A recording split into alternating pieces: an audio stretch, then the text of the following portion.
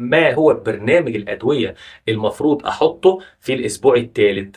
أفضل حاجة تقدر تنزلها للفراخ وتستغل هذه الميزة لصالح زيادة وزن الفراخ هي إنك تحط بعد جرعة الكوكسيديا ما تخلص الثلاث أيام بتوع الكوكسيديا أو أي جرعة مضاد حيوي الثلاث أيام أول ما يخلصوا مباشرة 24 ساعة متواصل خميرة بيطرية بجرعة تقريبا نص جرام أو نص سنتي على اللتر حسب المنتج اللي هيديهولك الدكتور في الصيدلية البيطرية.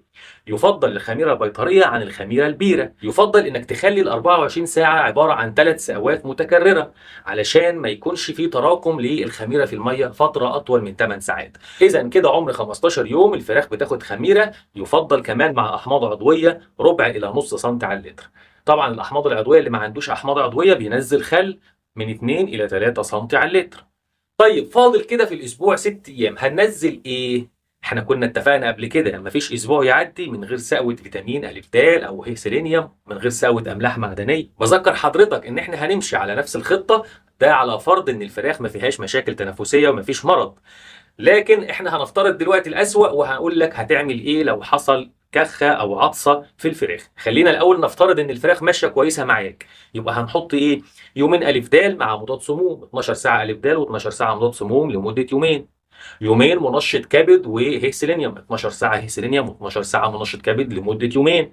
اخر يومين ممكن تحط املاح معدنيه 12 ساعه وغسيل كلوي 12 ساعه. بكده احنا خلصنا الاسبوع على فرض ان الفراخ كويسه معاك مفيش مشاكل ولا كخه ولا ورمه ولا اي مشاكل او مرض تواجه الفراخ.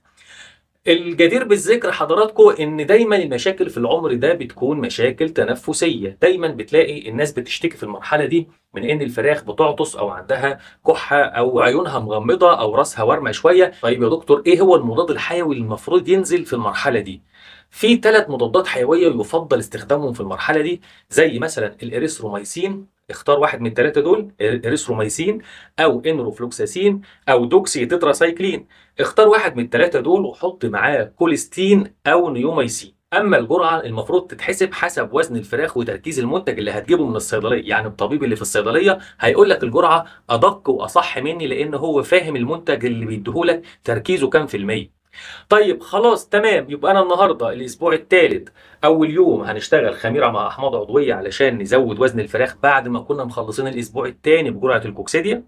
خلصنا اليوم ده قدامنا 6 ايام قسمناهم ل3 مراحل كل مرحله يومين. الف د 3 اهي مع مضاد سموم كل واحد 12 ساعه لمده يومين. منشط كبد مع هي سيلينيوم كل واحد 12 ساعه لمده يومين. غسيل كلوي واملاح معدنيه كل واحد 12 ساعه لمده يومين. بكده الاسبوع الثالث خلص. ده على فرض ان الفراخ كويسه. اذا كان الفراخ فيها مشاكل هتعمل ايه؟ دايما بتكون مشاكل تنفسيه. مع العلم المضادات الحيويه اللي انا بديها لك دي تنفع برضو تكون للجهاز المعوي لاننا حطينا كوليستين او نيوميسين. بنختار واحد من الاثنين علشان يبقى انت ماسك كل المشاكل او كل الاحتمالات. هنشتغل بالمضاد الحيوي اللي اتفقنا عليه واحد من ال3 اللي فوق مع واحد من الاثنين اللي تحت تخلطهم على بعض والتركيز او الجرعه حسب الدكتور ما هيقول لك في الصيدليه.